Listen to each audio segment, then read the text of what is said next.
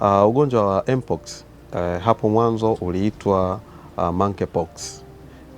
Huu ni ugonjwa ambao unasababisha matatizo kwa binadamu na wanyama.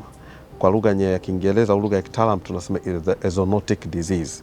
Ni ugonjwa ambao unaathiri watu wote, binadamu pamoja na wanyama. Huu ugonjwa uligunduliwa muda mrefu. Uligunduliwa mwaka 1958 huko Denmark, kwenye maabara ambayo ilikuwa inafanya utafiti na ilikuwa nyani walikuwa wametoka Singapore. Kwa hiyo wakati wanafanya utafiti wakaja kugundua hivi virusi vya mpox. Wakati huo wakavita monkeypox.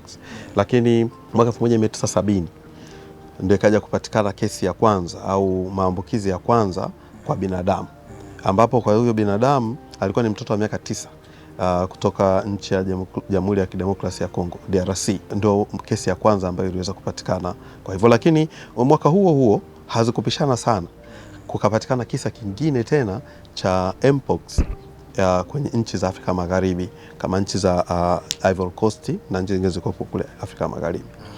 Kwa hiyo ndo historia ya kwanza ya huu ugonjwa wa mpox ambao imekuwa ikiendelea mpaka sasa hivi, ambapo ugonjwa huu tumeweza kupata wagonjwa wa kwanza katika nchi yetu.